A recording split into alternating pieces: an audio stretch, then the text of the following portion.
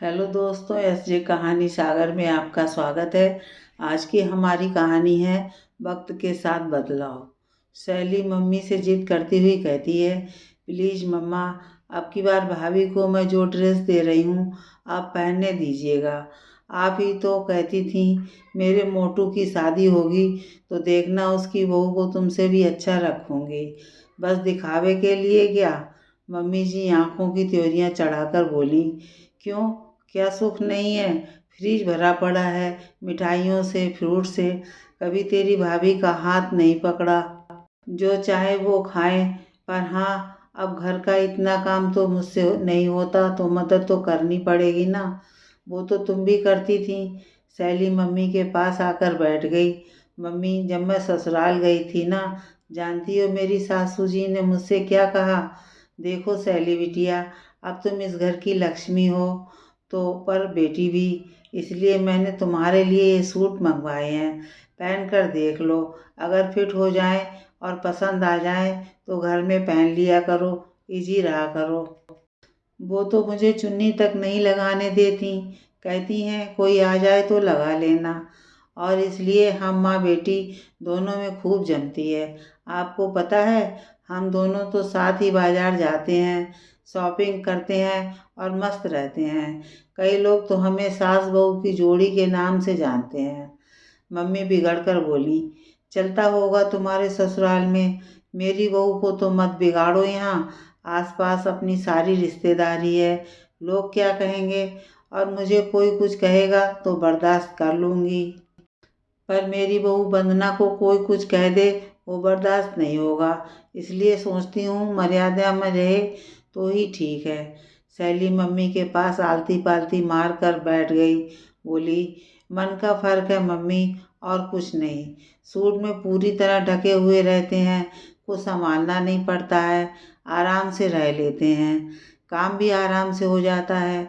आप सोचो मम्मी, जब आप नानी के घर से यहाँ आई थी कितनी परेशान होती थी, और इसलिए बार बार नानी के पास जाने की इच्छा होती होगी कि ज़रा तो आराम मिले, क्यों?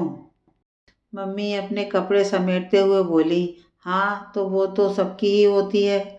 आपको दादी जी घूंघट के लिए ताने भी देती होंगी। सहेली ने दूसरा सवाल दागा। मम्मी, हाँ बड़ी बेकार थी। अरे बिल्कुल चैन नहीं लेने देती थी। सिर पर से रसोई में भी थोड़ा सा पल्ला क्या हट जाता, हाय तौबा मचा देती थी। फिर तुम्हारे पापा चिल्लाते थे कि तुम मम्मी का कहना नहीं मानती हो। तुझे क्या बताऊं, हमने तो बहुत दुख पाए हैं। सैली बोली, हाँ फिर भी आपने घूंघट प्रथा तो बंद कर ही दी थी ना, तभी तो चाचियाँ आपके गुण गाते नहीं थकती हैं। मम्मी के चेहरे पर विजय गर्व से झलकने लगा। और क्या, मैं तो परेशान हुई जो हुई, इन छोरियों को नहीं होने दिया।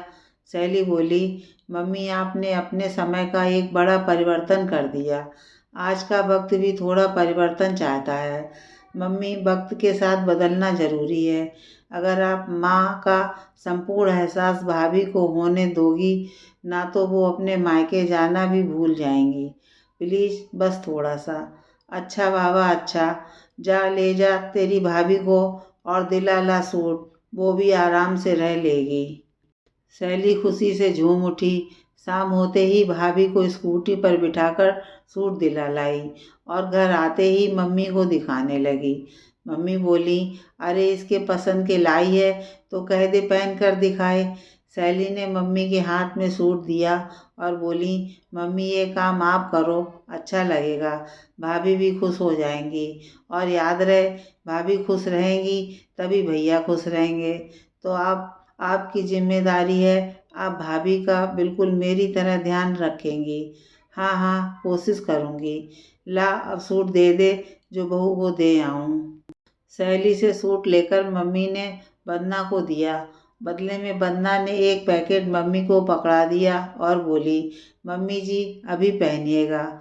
मम्मी चौंक कर बोली, क्या है इसमें?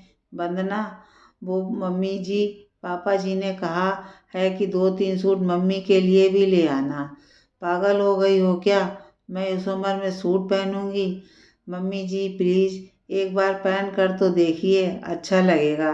तब सैली अपने पापा को वहाँ ले आई और पापा को इशारा कर मम्मी से सूट पहनने को प्रेरित करने को कहा।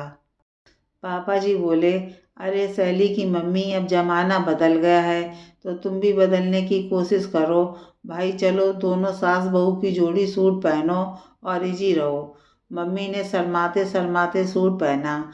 एक दिन अकरा, पर फिर इतना इजी फील करने लगी कि साड़ी पहनने का मन ही नहीं होता था। कभी कभी पापा जी छेड़ देते थे, अरे भगवान, या तो बहू भी सूट नहीं पहन सकती थी और अब तुम भी कभी साड़ी नहीं पहनती।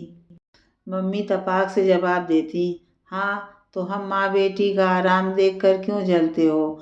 अब हमारी भी जोड़ी बन गई है क्यों?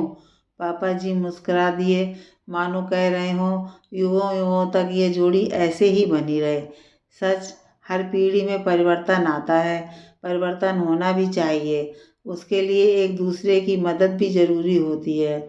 बस ख्याल रहे, बड़े बुजुर्गों का मान और मर्यादा बनी रहे।